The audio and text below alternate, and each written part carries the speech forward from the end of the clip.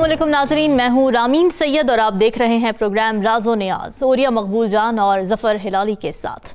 नाजरीन, सियासी फ्रंट पर आज भी खासी गहमा गहमी रही है। खैबर पख्तूनख्वा के इंतखाबात की तारीख के सिलसिले में होने वाला गवर्नर और इलेक्शन कमीशन का मुशावरती इजलास बेनतीजा ख़त्म हो गया, लेकिन इलेक्शन कमीशन ने पंजाब में 30 अप्रैल को पोलिंग कराने का ऐलान करते हुए सूबाई असम्बली के इंतखाबात का शेड्यूल जारी कर दिया है। दूसरी जानब महकमा दाखिला पंजाब ने लाहौर में अमन व अमान की सूरत हाल को बुनियाद बनाकर दफ़ा 144 के मुताबिक एक हफ्ते के लिए जलसों जुलूसों पर पाबंदी आयद कर दी है, जबकि पीटीआई की रैली की कवरेज पर भी पाबंदी आयद की गई है और पीटीआई के सैकड़ों कारकुनान को गिरफ्तार भी कर लिया गया है। और ये साहब, आप क्या देखते हैं, लाहौर में अमन अमान की सूरत हाल वाकई इस कदर ख़राब है कि जलसों जुलूसों पर पाबंदी आयद कर दी जाए, या मामला पीटीआई की रैली का था? देखिए, पहली बात तो यह है कि मैं पहले दिन से भी कह रहा हूँ कि बहुत कोशिश की जा रही है कि पंजाब के अंदर कोई ऐसी लॉ एंड ऑर्डर सिचुएशन पैदा हो कि जिसका बहाना बना के लॉ एंड ऑर्डर को आगे सामने रख के कहा जाए कि हम जहाँ इलेक्शन नहीं करा सकते। और ये अब ये सूरत हाल ऐसी हो गई है कि इलेक्शन, आप देखें कि बार बार इमरान खान को गिरफ्तार करने के लिए, उसके लोगों को इंस्टिगेट करने के लिए, उनको मुश्तइल करने के लिए बाकायदा इमरान खान को मुख्तलिफ किस्म की पेशियों में बुलाया जाता रहा और उस तरह की सूरत हाल पेश आती रही। लेकिन हुआ यह है कि पाकिस्तान में पंजाब की जो पुलिस है वो बेसिकली उनको पता है कि ये टेम्पो जो है अगर बढ़ गया तो बहुत मसला हो जाएगा। पंजाब की पुलिस एक दफ़ा बहुत बुरा हो चुका है उनके साथ, और वो हुआ है जब वो ताहिरुल कादरी के उसमें मॉल टाउन में गए थे। और मैं उस ज़माने में चूँकि पंजाब गवर्नमेंट में ही था, तो आप हैरान होंगे, शहबाज शरीफ साहब ने इनको कहा था कि आप लोगों को मैं निकाल देता हूँ, ठीक है, कुछ देर के लिए, और उसके बाद बुला लूँगा। तो जो डीआईजी थे और बाकी थे, उन्होंने बड़े मेरे सामने मुंह पे कह दिया था, उन्होंने कहा जी इकट्ठे आए हैं तो इकट्ठे जाएंगे, हम आपके कहने के ऊपर आपने ये बात करें और हम निकल जाएं, और हमारे पास तो आपके उसके मैसेजेस तौकीर शाह के हमारी जेब में पड़े हुए। और उसी दौरान में आपको शायद याद होगा कि राना सनाउल्लाह साहब जो थे उनको उन्होंने तौकीर शाह के साथ निकाल दिया था। और राना सनाउल्लाह लाहौर के शहरों के होटलों में बैठ के साफ़ियों से कहा करते थे, मेरे साथ ये ज़्यादती कर दी इन लोगों ने, मुझे कहते मैं इस्तीफ़ा दे देता और ये करता। और फिर उसके बाद जब शहबाज शरीफ का बयान हुआ तो उसके बाद जो था वो उन्होंने राना साहब का मामला हल्का हुआ, तो फिर उसके बाद उन्होंने किसी हद तक ठीक कर लिया। तो पंजाब पुलिस समझती है कि हमें उसकी जगह ला के खड़ा करके एक ऐसी सिचुएशन में डालना चाहते हैं जहां किसी न किसी हमारे लिए मसला हो जाएगा। सबको अंदाजा है कि ये गवर्नमेंट 1 महीना, 2 महीना, 3 महीना, 5 महीना, 6 महीने की मेहमान है, और उन सबको यह भी यकीन हो चुका हुआ है कि इस गवर्नमेंट ने दोबारा नहीं आना। यानी इनको अंदाजा हो चुका हुआ है कि कितने ही कोशिश कर लें, नून लीग का चांस उनको पता है कि नहीं है, किसी तौर पे भी नहीं नजर आता, दोबारा नहीं। देखे ना, अभी मैं जामपुर के डिप्टी कमिश्नर को किसी बंदे की उसकी गुफ्तगू सुन ले जो महफिल में करता होगा, जो कमिश्नर को जो प्रेशर थे वो हम लोगों से तो छुपा के नहीं रखते, हमें तो बताते हैं कि हमें कितना प्रेशर था और हमने किस तरह कोशिश की, लेकिन हम नहीं जितवा सके, बल्कि 50-50 रेशो से वो जीत गया। तो उन्होंने एक्शन, आज का जो एक्शन है ये भी आप देखें, ये भी होल हार्टेड एक्शन नहीं था। अच्छा। ये भी होल हार्टेड, अगर होल हार्टेड एक्शन होता उसका रिएक्शन होता, और रिएक्शन चाहते थे। बेसिकली गवर्नमेंट जो है वो 3-4 लाशें चाहती है, खा पुलिस वालों की गिरें या पीटीआई की गिरें। अच्छा। अगर पुलिस वाली की गिरेंगी तो और ज्यादा खुशी मनाई जाएगी और कहा जाएगा कि अब तो ये इस काबिल नहीं रह गया, और फिर वो कहेंगे ये फितना है और ये है। तो मेरा ख्याल है कि इस बेहतरीन फैसला किया उन्होंने इस मौके के ऊपर, उन्होंने कहा आप घरों को चले जाओ और रैली हमने खत्म कर दी है, और 144 तब रख गया, इट्स ऑलराइट। उसके बाद उस 144 को चैलेंज किया जाएगा, क्योंकि अगर 144 चैलेंज कर दिया गया, इलेक्शन में लग जाए तो फिर इलेक्शन क्या होगा। राना सनाउल्लाह ने अपना ज़हन दे दिया था कल तकरीर करते हुए, उसने प्रेस कॉन्फ्रेंस करते हुए, कि तकरीर की आज़ादी नहीं होगी, जुलूसों की आज़ादी नहीं होगी, रैली। मैं एक बात बताऊं राना साहब, जो लोग पंजाब में रहते हैं और जो लोग पंजाब की एडमिनिस्ट्रेशन के अंदर उनका थोड़ा सा भी अंदाज़ा है, और जो लोग पंजाब की एडमिनिस्ट्रेशन की स्पेशल ब्रांच की बाकी चीज़ों की रिपोर्टें पढ़ते हैं, उनके सामने वाजे है कि आप इमरान खान के हर कारकुन के, लीडर के मुंह के ऊपर अगर आप प्लास्टिक भी लगा दोगे ना, बंद भी कर दोगे, तो वो आपको हरा देंगे। ये नविश्ता दीवार है, वरना आप कल इलेक्शन के अंदर कूद जाए। बिल्कुल ठीक है। हिलाली साहब, इमरान खान साहब ने सवाल उठाया है कि किस कानून के तहत पंजाब की निगरान हुकूमत ने पुलिस पर तशद्दुद किया और कारकुनान को गिरफ्तार किया गया, कितना वैलिड है उनका ये सवाल? देखिए, जो हमने सुना है, देखा तो कम है, मगर जो हमने सुना है ये सही बात है कि वो गाड़ियों को तोड़ रहे थे, बाद में तो हम देख रहे थे खामखा खड़ी हुई गाड़ी को आके उसका विंडस्क्रीन और शीशे तोड़ रहे थे। वो क्यों कर रहे थे, क्यों खराब कर, माने why were they damaging cars? Obviously वो चाहते थे कि इन लोगों को एक सबक मिले। फिर वो मार्चर्स और वर्कर्स को मारते थे डंडे से, ये वो फायरिंग शेल्स फायर कर रहे थे जो एक्सपायर्ड थे, वो इलीगल है भाई, you can't fire expired shells. अच्छा, वाटर कैनन के अंदर पानी में केमिकल्स था, वो आप देखें वो पानी, लोग कहते थे कि वो जब रोड पे आता था तो सफेद हो जाता था।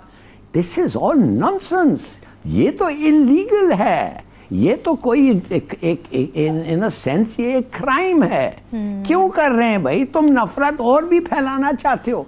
अच्छा, 144 आप क्यों लगा रहे हैं? इलेक्शन ईयर है ना, इलेक्शन की अनाउंसमेंट आ गई है ना, Exactly. तो आप क्या होगा ड्यूरिंग इलेक्शंस? मार्चेस होंगे, रैलीज होंगे, तो आप 144 लगा देते हैं। तो ये देखिए इसका नतीजा क्या होगा, मैं आपको बताता हूं। इसका नतीजा पोस्ट इलेक्शन होगा। जो लोग जख्मी हुए हैं, जो लोगों को साथ ज्यादती हुई है, अगर वो आ जाएं पावर में, और इमरान खान ने तो आना है, वो नहीं बचेगा, वो इन लोगों को नहीं छोड़ेगा, तो क्या होगा? और नफरत फैलेगी। तो मैं समझता हूं कि I can't think of a worse policy frankly, कि और क्या करना चाहते हैं, ये नफरत फैलाना चाहते हैं। बिल्कुल सही बात है। हिलाली साहब का ये पॉइंट और ये साहब की पाबंदी ऐसे वक्त में लगाई गई है जब पंजाब में इलेक्शन का शेड्यूल जारी कर दिया गया है, तो क्या मुखालिफ जमात को इंतखाबी मुहिम से रोकने के लिए इसी तरह कानून का सहारा लिया जाता रहेगा? देखिए, पहली बात यह है कि पंजाब के जितने भी ऑफिसर्स हैं, खा वो पुलिस के अंदर हों या वो डीएमजी के अंदर हों, वो इस वक्त बहुत सीरियसली सोच रहे हैं कि इस इलेक्शन कैंपेन के दौरान अगर हमने ज़रा सा भी इस तरह की सूरत हाल की तो हम नोट डाउन हो जाएंगे, हमें पता चल जाएगा कि हमारे साथ क्या होना है और हमें कोई बचाने नहीं आएगा। नो नेक्स्ट इम्पॉसिबल कि फलाना एमपी है, मैंने उसका साथ दिया था, या सनाल्ला का साथ दिया था, या शहबाज शरीफ का साथ दिया था। वो तो असल मसला यह है कि इलेक्शन कमीशन ने ये शेड्यूल बाद में दिया है, एक्शन पहले हुआ है। एक्शन देख के, और वो समझ रहे थे कि आज रात तक जो है आधे लाहौर को आग लग चुकी होगी और उसके बाद बिल्डिंग्स जल रही होंगी, उसके बाद पुलिस के थाने जल रहे होंगे, साथ साथ पुलिस की वैन्स जल रही होंगी, ये सारा कुछ हो गया होगा। और उसके बाद जो है हम हालात कर देख के हम कहेंगे कि आप पाक लाहौर में कल से कर्फ्यू लगा दो, और कर्फ्यू में तो इलेक्शन हो नहीं सकते।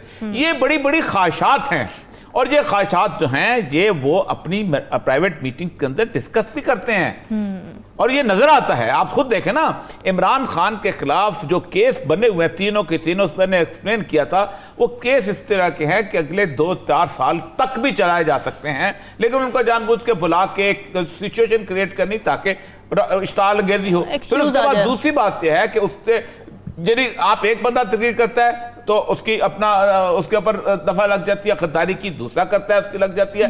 अब खुद सोचें कि वो, मैं जानता हूं उसको, काकड़ को, जिसने कोयटा में उसको अपना करवाई है, रिपोर्ट दर्ज कराई है उसके इमरान खान के खिलाफ, मुझे पता है किसने कहा है और कौन उसको काकड़ को ख्वाब आती है इमरान खान के खिलाफ, और मुझे पता है कितने मुहब्बे वतन रहते हैं उस इलाके के अंदर, और कौन है जिनको कौन कौन से मुहब्बे वतन है और क्यों मुहब्बे वतन है, और उनका क्या उसके साथ तो अपना वाबस्तगी क्या है वो मुहब्बे वतन होने की।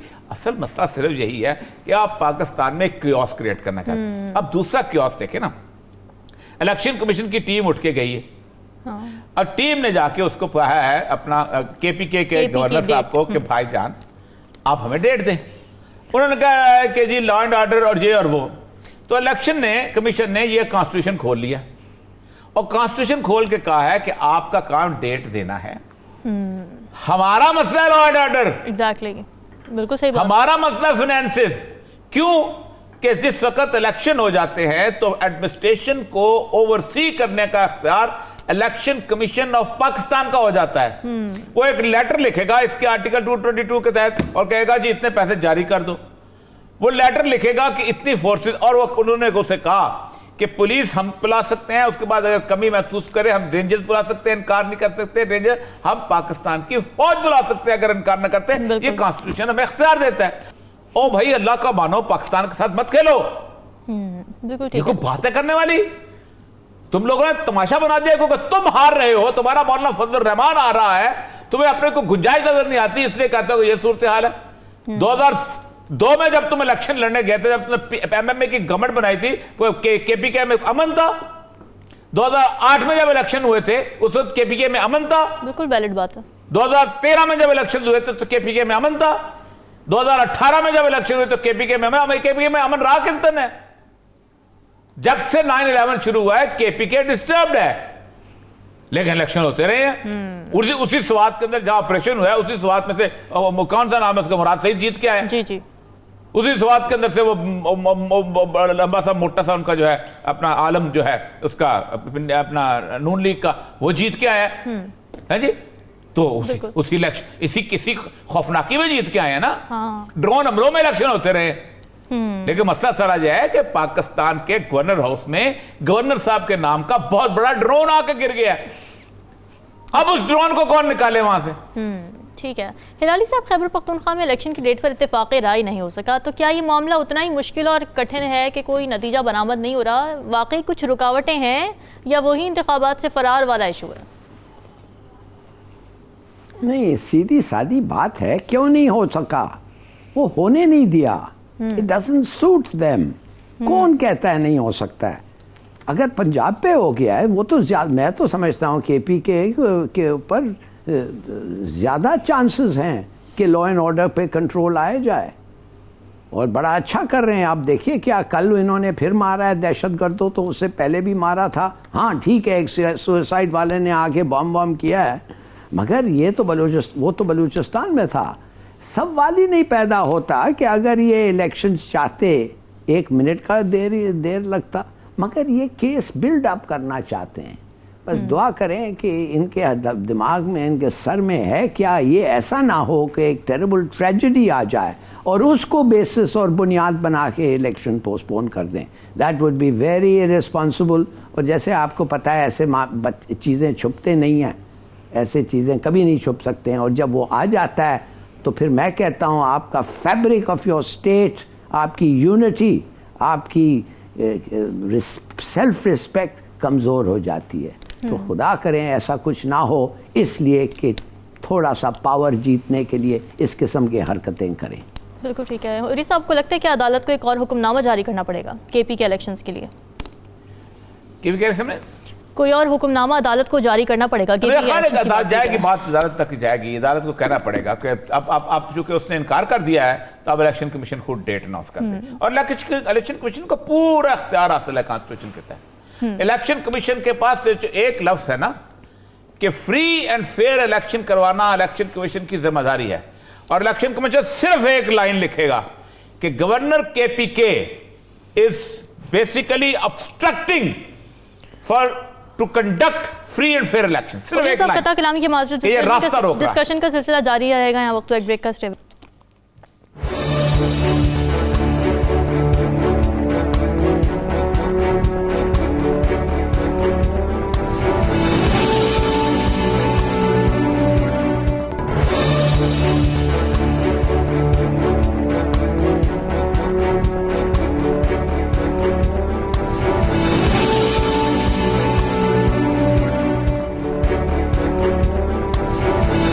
नाज़रीन, आज पाकिस्तान समेत पूरी दुनिया में ख़वातीन का आलमी दिन मनाया जा रहा है। इस सिलसिले में जलसे जुलूसों और रैलियों का इनेकाद किया जा रहा है। ख़वातीन के हुकूक़ पूरे करने के लिए आवाज़ बुलंद की जा रही है। इस हकीकत से इनकार मुमकिन नहीं कि औरतों के साथ सिनफी इम्तियाज़ बढ़ता जाता है। अंदाज़ा इस बात से लगाया जा सकता है कि national commission of human rights की ताज़ा रिपोर्ट में ये बताया गया है कि गुज़िश्ता 3 बरसों में सिनफी बुनियाद पर तशद्दुद के तकरीबन 63,000 केसेस रिपोर्ट हुए हैं। उरी साहब, क्या आपकी नज़र में कोई वे आउट है जिससे औरतों के मसाइल हल हों, कानूनी और इस्लामी हुकूक मिलें?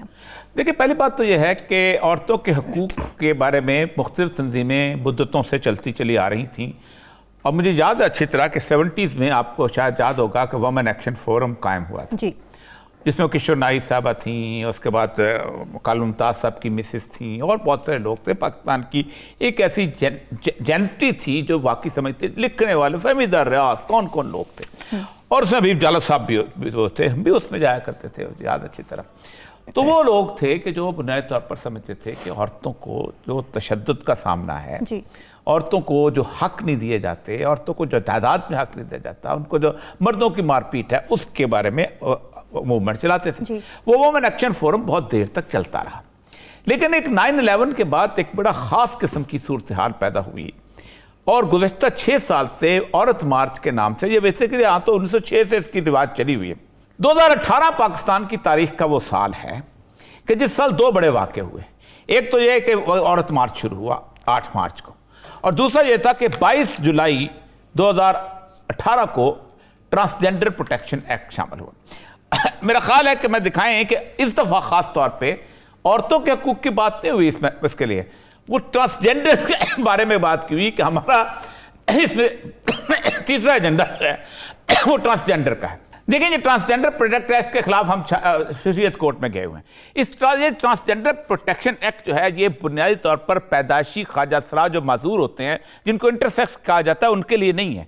ये बुनियादी तौर पर हम जिन्स परस्तों के लिए। मैं इसका डेफिनेशन बताता हूँ जो दी गई है। ट्रांसजेंडर मैन, ट्रांसजेंडर वुमन, ख्वाजासरा और एनी पर्सन, कोई और, whose gender identity or gender expression differs from the social norms and cultural expectation based on the sex they were assigned at the time of the birth। यानी पैदाइशी तौर पे अगर एक बच्चा पैदा हुआ है और वो अगर मर्द है और उसको अगर जवानी के अंदर अंदाजा लगता है कि कोई औरत है, तो वो जाके अपने आप को, उसको हम ट्रांसजेंडर उसमें काउंट करेंगे। और a person recognized as transgender under subsection 1 shall have the right to get himself herself registered as per self perceived gender identity with all government department including but not limited to NADRA. ये वो जाकर अपने शनाख्ती card पे कहता है कि मैं तो औरत हूं, और उसको औरत रख देगा, बना देगा। दूसरी अहम तरीन चीज़ जो ट्रांसजेंडर की इसके अंदर, बिल के अंदर ये रखी गई है कि वो किसी भी वक्त अपने सेक्स को चेंज कर सकता है, क्योंकि ये उसकी ख्वाहिश के मुताबिक जिन्स आता है। अब एक मर्द है, उसका शनाख्ती कार्ड बना हुआ है, दूसरी औरत है, उसका शनाख्ती कार्ड बना हुआ है, और वो दोनों जाके मौलवी साहब के सामने, दोनों मर्द अपने एक कार्ड रखते हैं और वो उनका निकाह पढ़ा देगा। तो ये बुनियादी तौर पर हम जिन्स परस्ती को और हम जिन्स परस्ती को की शादी को करने के लिए दिया गया। इस औरत मार्च के अंदर अभी अलमास लोबी हमारे साथ होंगी, इस कोई ख्वाजासरा हमारे साथ, कोई ख्वाजासरा बुनियादी तौर पर इसमें नहीं आता। ये सिर्फ वो हम जिन्स परस्त हैं। और हमने बाकायदा उसमें अब्बास मौदवी ने वहाँ पेश किया शरीयत कोर्ट के अंदर कि जितने भी ख्वाजासराओं पे हमले हुए हैं पाकिस्तान के अंदर, उनमें से एक भी ख्वाजासरा नहीं था। ये सब हम जिन्स परस्त और LGBT वाले थे। इस वक्त हमारे साथ मौजूद हैं अपना मशहूर जो है फैशन डिज़ाइनर मारिया बी। वो ख़ास तौर पे इस औरत मार्च में ट्रांसजेंडर के शामिल करने पर इत्याद हैं। जी मारिया बी साहबा, जी ख्वातीन मार्च में जो ट्रांसजेंडर शामिल हो रहे हैं, ज़रा बताइएगा कि इसमें औरतों के हकूक़ को कैसे हम डिफ्रेंशिएट करेंगे कि औरतों के हकूक़ ज़ाहिर बात है, वो तो आप तो फिर उस दूसरी साइड पे चल निकले। जी, ये मुझे भी बहुत अजीब बात लगती है कि हम ख़वातीन के हकूक़ या ख़वातीन की जो इश्यूज़ हैं उस पे तो हमने बात अभी शुरू की है, और अभी 2-3 साल में भी जब ये औरत मार्च स्टार्ट हुई है, तो तब से अब तक ख्वाजासरा या इस दफ़ा ट्रांसजेंडर्स का इसमें बहुत दखल है। अब मुझे ये नहीं समझ आती कि या तो हम लोगों ने, ख़वातीन ने, इस मुल्क की ख़वातीन ने वो सब कुछ अचीव कर लिया हो जो हम लोग चाहते थे, तो फिर हम किसी और को देखें। अभी बच्चियों की हमारी एजुकेशन, हमारी बच्चियों की हेल्थ केयर, हमारी बच्चियों की 100,000 प्रॉब्लम्स अभी तक उसी तरह कायम हैं। लेकिन हम दरमियान में ये ट्रांसजेंडर्स बेसिकली आदमी होते हैं, और हम जिन्स परस्ती की ये पूरी एक कैटेगरी है जिसके ख़िलाफ़ बाय द वे वेस्ट में भी बहुत इशू स्टार्ट हो गए हैं, बिकॉज ट्रांसजेंडर्स जो आदमी होते हैं बायोलॉजिकल, वो औरतों की स्पेसेस में जा रहे हैं। फॉर एग्जांपल, अभी आई थिंक मिस यूनिवर्स की कोई आई थिंक था कंपटीशन, उसमें औरतों के कंपटीशन में एक ट्रांसजेंडर आदमी जिसने सर्जरी कराई हुई थी और वो जीता है। प्लस स्विमिंग में सारे ट्रांसजेंडर आदमी आ रहे हैं, उनके सारे रिकॉर्ड्स औरतों के तोड़ रहे हैं। जेलों में ये लोग जा रहे हैं, औरतों की जेलों में, और फिर वहाँ पर औरतों को अब्यूज़ कर रहे हैं। तो ये पूरी मूवमेंट जो बाहर ट्रांसजेंडर की स्टार्ट हुई भी है अगेंस्ट ट्रांसजेंडर्स, हम यहाँ पर उनसे सीखने के बजाय हम यहाँ पर ये प्रमोशन कर रहे हैं नॉट ओनली ट्रांसजेंडर्स की। अभी औरतों के हकूक़ का तो हमारा कुछ बना नहीं है। हमारे औरतों के जो मसले हैं पहले वो हल हों, और हम बात करें जी हमने ये किया, हमने इतने लाखों बच्चियों की एजुकेशन के लिए आवाज़ उठाई, लेकिन ये सब चीज़ें हम छोड़ के तो ट्रांसजेंडर्स जो एक बहुत ही मुतनाज़ा एक एक्ट है पाकिस्तान का, जिसमें हम लोग मतलब सेनेट पे दोबारा हेयरिंग भी होने वाली है, और शरिया कोर्ट में भी वो रुका हुआ है। हम लोग ये ट्रांसजेंडर्स जो आदमी हैं इनको दोबारा से औरत मार्च में ला रहे हैं, मुझे ये बात नहीं समझ आई। अगर हम ख़वातीन हैं तो हम अपने हकूक़ या अपने जो भी इश्यूज़ हैं उस पर ख़ुद पहले बात करेंगे, या दोबारा से जिस सिस्टम के लिए ये औरत मार्च हो रही है कि जी आदमी जो है हमें ये राइट्स नहीं देते, वो नहीं देते, तो फिर आप दोबारा आदमियों को, जो ट्रांसजेंडर्स आदमी होते हैं, तो आदमियों को दोबारा से आप दरमियान में औरत के मार्च के ला रही है। मुझे ये बिल्कुल बात नहीं समझ आई। और मुझे लगता है कि हमारे बल्कि जो हकूक़ या हमारी जो आवाज़ उठाने का वक्त है वो भी हम अपना लूज़ करें अगर ये एजेंडा हम साथ लेके जा रहे हैं तो। हमारे भी साहब, ये जो आपने देखा होगा इससे पहले जो मूवमेंट चलती थी, अब तो मूवमेंट खालिस्तान एक मेजर पिदर आज़ादी वाली और खालिस्तान जिनसी सूरत-ए-हाल पर मुख्तस होकर रह गई है। औरतों के हकूक़ तो दूर चले गए। अच्छा, मुझे ये जो सिस्टम है, एक फैमिली सिस्टम, जब भी एज अ मदर, मैं एक माँ भी हूँ और एक बेटी भी हूँ और एक बहन भी हूँ और एक बीवी भी हूँ, हम औरतों का एक फैमिली सिस्टम की जो ओनरशिप होती है, जब भी कोई सिस्टम वो क्वेश्चन करता है, मैं ट्रांसजेंडर के ख़िलाफ़ क्यों बोलती हूँ, क्योंकि ये हमारी जो इस्लामी फैमिली सिस्टम है, जो हमारा सोशल एक नेटवर्क होता है फैमिलीज़ का, और एक माँ, एक बाप और एक फैमिली की प्रोटेक्शन, उसके ख़िलाफ़ है ये सिस्टम। जो रिबेलियस की एक नेचर है कि जी हमें कोई अपने ऊपर कोई अथॉरिटी नहीं चाहिए, तो ये तो हो ही नहीं सकता। आप अथॉरिटी के बगैर अगर नहीं रहेंगे, अगर आपकी कोई सोशल नॉर्म्स नहीं होंगे, आपकी कोई बाउंड्रीज़ नहीं होंगी, तो आप तो बिल्कुल बिखर जाएंगे। इमेजिन कि आपकी कोई रूल्स ना हो इस मुल्क में, ट्रैफिक लाइट्स की कोई रूल्स ना हो, कौन फॉलो करेगा ट्रैफिक लाइट्स को? अगर कोई रूल ना हो कि जी किसी के घर में जाके कुछ चीज़ जो है स्टील करना या कुछ वो ख़राब है या वो गलत है, अगर ये रूल ना हो कि जी थेफ्ट ख़राब है, चोरी करना जो है ख़राब है, तो फिर तो पूरी दुनिया चोरी करे, फिर तो पूरी दुनिया कत्ल करे। उसी तरह एक हमारा सिस्टम होता है, माँ बाप की प्रोटेक्शन में हम तहज़ीब सीखते हैं। हमारा एक फैमिली सिस्टम होता है, हमारे माँ बाप बताते हैं कि ये गलत है, ये सही है, और हम लोग, मैं अपनी बेटी को, बेटे को उसी सिस्टम से जो मेरे माँ बाप ने मुझे सिखाई है उसी से चला रही हूँ। अब ये जो वेस्टर्न और आई थिंक नहायत अनइंटेलिजेंट कॉन्सेप्ट है कि जी बच्चों को वही करना चाहिए जो उनका दिल चाहे। अगर आप अपनी ख्वाहिशात और अपने दिल चाहने पे ज़िंदगी अपनी जिएंगे तो आपको तो कहीं पर भी कोई रोकने वाला नहीं होगा कोई गलत काम करने से। और एक जो सिस्टम, माँ बाप का सिस्टम, ये नहीं होता नेसेसरीली आपको अपने आप से प्रोटेक्शन, हर गलत चीज़ से जिससे आपको हार्म हो, जिसका आपको नुकसान हो सकता है, उससे प्रोटेक्शन होती है। तो अगर औरत मार्च का यही कुछ लगता है कि एक दो प्लैकार्ड्स मैंने जो पढ़े हैं कि जी मेरा जिस्म मेरी मर्ज़ी, नहीं, मेरा जिस्म अल्लाह की मर्ज़ी, अल्लाह के रूल से। अगर आप मुसलमान हैं या क्रिश्चियन हैं या जू हैं, आप अल्लाह की मर्ज़ी को देखते हैं। हर इस दुनिया में आके आपके कोई रूल्स होते हैं, रेगुलेशंस होती हैं, अगर आप वो फॉलो नहीं करेंगे तो आप बिल्कुल तबाह हो जाएंगे। तो मैं तो बिल्कुल उसके ख़िलाफ़ हूँ, और ना ये किसी महज़ब माशरे में होना चाहिए। जहाँ पर ये चीज़ हुई है उस माशरे का आप हाल देख लें। बहुत बहुत शुक्रिया अपना मोहतरमा मारिया भी साहब।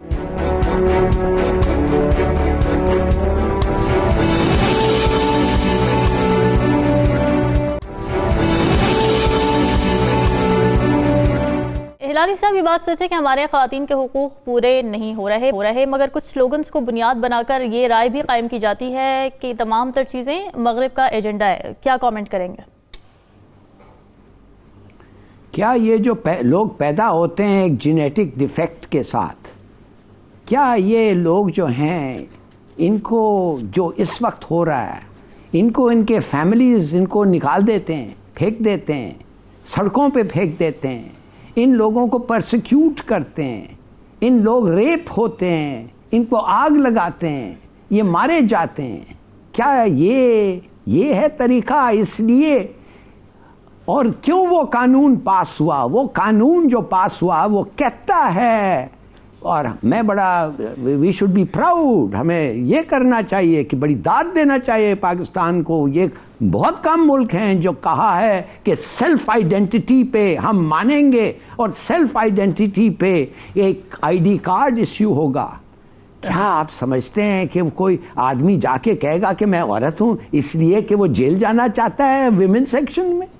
What nonsense। दूसरी बात जो मैं लाल साहब एक मिनट, साहब इसके ऊपर लाल साहब नहीं let me finish। एक मिनट 26,000 लोगों ने नादरा में अपनी सेक्स चेंज करवाई है, 12,000 मर्दों ने औरत बनाए हैं, 11,321 औरतें मर्द बने हैं, 22 जो हैं वो ट्रांसजेंडर जो हैं वो फीमेल बने हैं, और 3 ये हुआ है जेल जाने की वजह से नहीं। और उसके बाद ये 6 बच्चों के बाप हैं जाके उन्होंने औरत बनाई है इस एक्ट की वजह से। ये और उसमें एक भी, और जितने भी और जेनेटिकली हैं वो शरीयत कोर्ट में हमारे साथ खड़े हैं, वो कहते हैं हमारा तो इस्तेसाल करते हैं ये लोग। एक भी ट्रांसजेंडर नहीं मारा गया जो ख्वाजा सरा था, मेडिकल सर्टिफिकेट पेश किए हुए हैं वहां पर।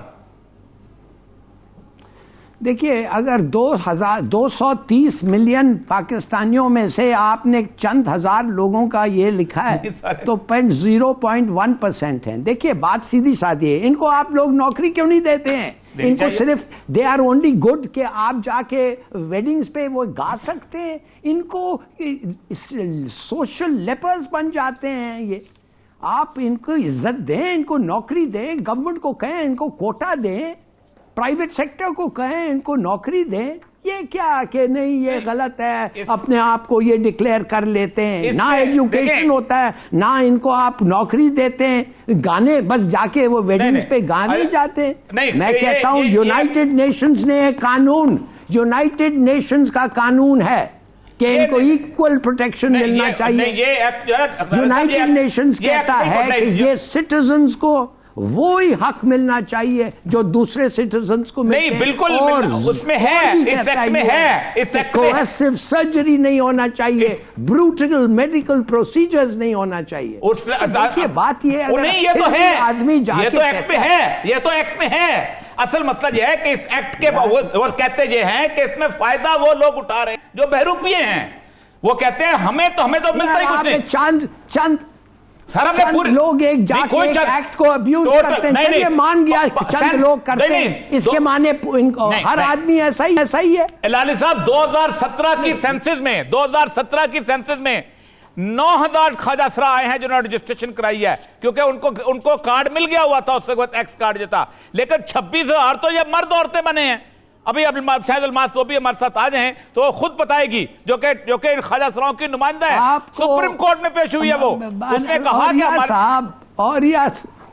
औरिया साहब खुदा के लिए कब से हमारे स्टैटिस्टिक्स को आप इतने सैक्रोसैंक्ट करके एडवांस कर रहे हैं? कब इस मुल्क में गिनती ठीक हुई है? इलेक्शंस नहीं हो रहे हैं, गलत है। पाकिस्तान में सब कुछ गलत रहना चाहिए। सब मैं कम से कम इस बात पे कायल नहीं हूं। ज्यादातर चीजें गलत हैं, ज्यादातर चीजें गलत हैं। अगर नहीं होते तो पाकिस्तान ऐसा हालत में नहीं होता। साहब, ये एक्ट आपको अलाउ करता है कि आप नादरा के पास जाएं। ये हमने एक ही कहा है, हमने कहा मेडिकल एग्जामिनेशन कराओ, सिर्फ एक ही का, और कोई और तब्दीली नहीं करो। बेहद अच्छा एक्ट है, सिर्फ एक मेडिकल एग्जामिनेशन जो पैदाइशी गलत है। सेल्फ परसीव्ड आइडेंटिटी क्या होती है? मैं कल को कहूं मैं चोर हूं तो चोर हूं। मेडिकल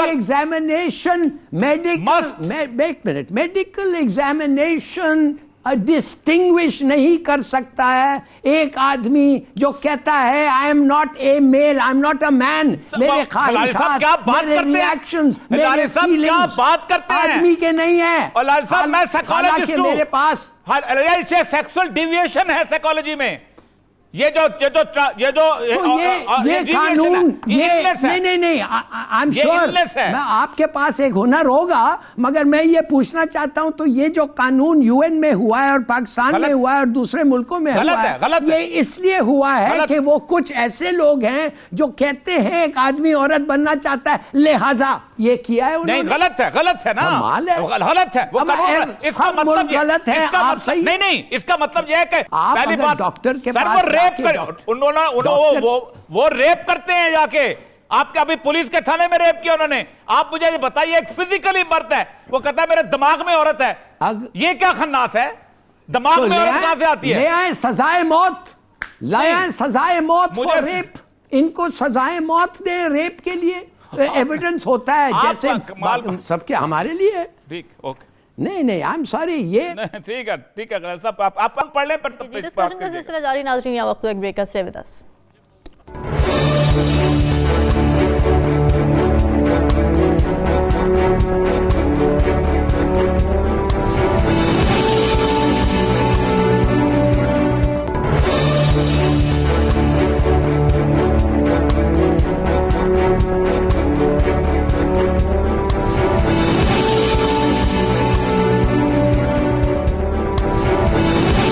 वेलकम बैक नाजरीन। ब्रेक से पहले बात हो रही थी ख़वातीन के आलमी दिन के हवाले से और ट्रांसजेंडर्स या ख्वाजा सराओं के हुकूक़ पर एक बहस छिड़ी हुई थी। इस वक्त हमें ज्वाइन किया अलमाज बॉबी साहब ने, इंतमाजी कारकुन ख्वाजा सराओं कम्युनिटी का सबसे बड़ा नाम है। Welcome to the show. जी अस्सलाम वालेकुम अलमास बॉबी साहब। वालेकुम सलाम जी। अच्छा, अभी आपने बहस तो सुनी होगी, आप चूंकि सुप्रीम कोर्ट में तमाम ख्वाजा सराओं की नुमाइंदगी करती रही हैं और आपको खासतौर पे फोकल पर्सन बनाया गया था, फिर अभी आप शरीयत कोर्ट में गई थी कि ये जो एक्ट बना है, इस एक्ट ने ख्वाजा सराओं के ऊपर ज्यादा जुल्म किया है। तो आप जरा बताइएगा क्या जुल्म किया, क्योंकि आप ही तो हैं जो ख्वाजा सराओं की नुमाइंदा हैं और आपकी कितनी पाबंदी होगी जो इस पर इफेक्ट कर रही है? जी जी, देखें पहली बात तो ये है कि औरत मार्च पे अगर 2 मिनट मुझे देंगे आप, स्टार्ट उधर से हुआ था प्रोग्राम। मुझे भी 4-5 साल पहले इनवाइट किया गया था, औरत मार्च है तो आप भी हैं, तो मैंने कहा ख्वाजा सराओं का क्या काम है औरत मार्च में, ठीक है। तो ट्रांसजेंडर्स जा रहे हैं औरत मार्च में, इनका तो वो पंजाबी की मिसाल है ना, नमी फकीरी तो दोपहरी धुआं, तो वो अपने आप को बस वो कोशिश करते हैं कि हम हर जगह पे नजर आए, हालांकि उनका औरत मार्च से कोई तल्लुक नहीं है, तो ना उनको जाना चाहिए। उनकी अपनी एक स्ट्रगल है या अपनी एक एक्टिविटीज है, उस पर जाना चाहिए। चले ये तो होगी बात। दूसरी बात ये कि हलाली साहब कह रहे थे कि इनको जॉब्स दी जाए, ना कि इनको नाचने गाने के लिए एक वो मुख्तस कर दिया जाए, जॉब्स दी जाए। तो इनकी इंफॉर्मेशन के लिए मिनिस्ट्री में सो कॉल्ड ट्रांसजेंडर्स को जॉब मिली हुई है, पुलिस के महकमे में सो कॉल्ड ट्रांसजेंडर्स को जॉब मिली हुई है, कराची में जॉब्स मिली हुई हैं, लाहौर में जॉब्स मिली हुई हैं। उसके अलावा फिर इन लोगों ने एनजीओज बनाई हुई है जहां पे इनको लाखों रुपए का फंड मिल रहा है। ये आए दिन कभी वो जा रहे हैं जनाब उधर फ्रांस जा रहे हैं, कभी ये उधर जा रहे हैं इंग्लैंड जा रहे हैं, कभी अमेरिका जा रहे हैं, कभी किस मुल्क में जा रहे हैं और फंड लेके आ रहे हैं, और कोई उसका वो ऑडिट नहीं है कि किधर जा रहा है फंड, किसको वो दे रहे हैं। तो कमाई तो वो बहुत लोग कर रहे हैं। अच्छा, ये ख्वाजा सरा तो नहीं है ना? नहीं, सो कॉल्ड में वो कह रही हूँ ना, सो कॉल्ड से क्या मुराद है, मतलब आप बताइएगा। वो मतलब वो ही है ना जो शादियां जिनके 5-5, 6-6 बच्चे भी हैं, या वो शादियां कर सकते हैं और सारा वो सिलसिला है उनका। अच्छा, ठीक। तो वो लोग हैं, और जिनको अब्रॉड में जिनका एक स्पेशल एक नाम है, जिनके वो है शादियों के भी अलावा है उनके, वो लोग हैं। अच्छा, अब जो ख्वाजा सरा हैं, मुझे 2 दफा इनवाइट किया गया, एक दफा कनाडा से, एक दफा अमेरिका से। मुझे इनवाइट किया गया कि आपने उधर आना है, रॉबिन म्यूजियम आर्ट उधर आना है, आपने उधर आके सेमिनार में शिरकत करनी है, कनाडा में टोरंटो यूनिवर्सिटी है, लिवरपूल में फलान जगह पे करनी है। मैंने कहा ठीक है। मेरा आप यकीन करें दोनों जगह पे मेरा वीजा नहीं लगा। अच्छा, क्योंकि उन्हें वो दूसरे लोग चाहिए थे, तो मेरा वीजा ही नहीं, मुझे वो जाना अलाउ नहीं उन्होंने किया। अच्छा, तो अब वो यही लोग जा रहे हैं उधर, फंड ले रहे हैं जी हमारे लोग। और दूसरा इन्होंने ये काम शुरू किया हुआ है कि ये कहते हैं जी हम आजाद करवा रहे हैं, ख्वाजा सरा बेचते हैं, खरीदते हैं, हम उनको आजाद ख्वाजा सराओं से करवा रहे हैं, और वो वीडियो बनाते हैं, उनसे पैसे लेते हैं। पिछले दिनों तो एक मैंने नाम नहीं ले रहा, एनजीओ खोली सो कॉल्ड ट्रांसजेंडर ने, वो कुछ उसने बिठाए हुए थे लोग और कह रहे थे मुल्तान में इनकी बेचारों की भैंसें वो बह गई हैं, बकरियां बह गई हैं, इनकी मदद करें, वो उस नाम पे भी ये ले रहे हैं। तो उनको आप ये बताइएगा, एक प्रोपेगेंडा ये चल रहा है कि ख्वाजा सरा रेप होते हैं, ख्वाजा सरा जो है उनको कत्ल होते हैं। आप ये बताइएगा कि आप तो पूरी चुके इसकी इंचार्ज पूरे पाकिस्तान की फोकल पर्सन है, ये जो मारे जाते हैं क्या वाकई ख्वाजा सरा होते हैं? और या मकबूल जान साहब, आप अल्लाह पे यकीन कीजिएगा, मुझ पे ना करना, आप अल्लाह पे यकीन करना। सबसे पहला जो मर्डर था, अभी मैं रावलपिंडी नहीं आई थी, 78 में हुआ था अख्तर का, सदर में, पिंडी में।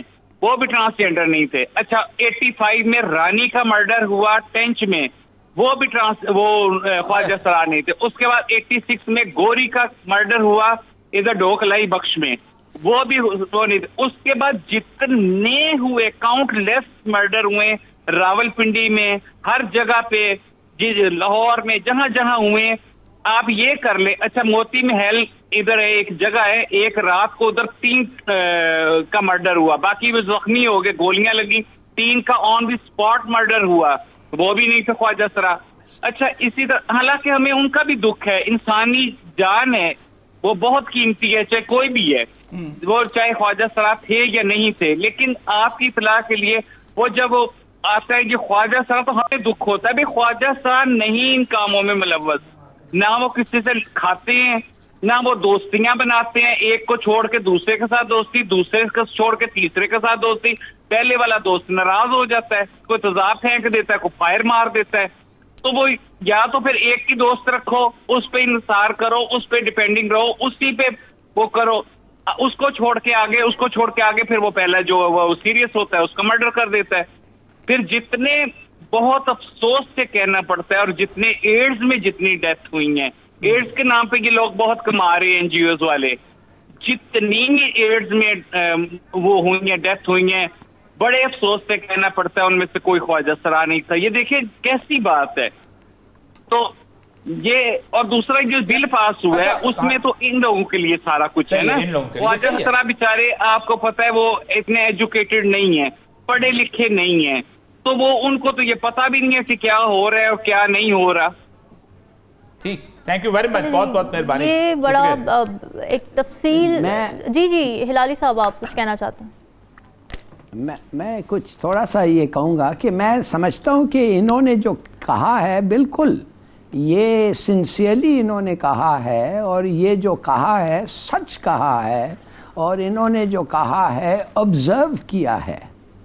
मैं सिर्फ ये कह रहा हूँ कि मेडिकल साइंस कहता है कि एक, मैं नहीं कहूँगा कि इलनेस है, एक फिनोमेना है, उसका नाम है ट्रांजिएंट गाइनीकोमेस्टिया। ट्रांजिएंट गाइनीकोमेस्टिया, GYNAECOMASTIA, जो इंडिकेट करता है, ये नहीं है कि हर वक्त करता है, जो इंडिकेट करता है कि एक आदमी जिसके पास रिप्रोडक्टिव ऑर्गन्स उसके मेल होते हैं या फीमेल होते हैं, वो actually believes and acts like the man of a different or a woman. तो मेरे ख्याल में ऐसे लोगों को, इनको एक ट्रीटमेंट चाहिए या एक कंसल्टेशन चाहिए। इतना, इसका मतलब ये नहीं है कि ये झूठे हैं और रेप करेंगे और इसलिए इन्होंने गलत डिक्लेरेशन दिया। बिल्कुल ठीक है। आखिर में मैं कहूँगी कत्ल जो है वो हर इंसानी जान का कंडेमेबल है। नाज़रीन, डिस्कशन आपने सुनी, कल हाजिर होंगे मज़ीद अहम मौज़ूआत के साथ। हमें दीजिए इजाज़त, अल्लाह हाफ़िज़।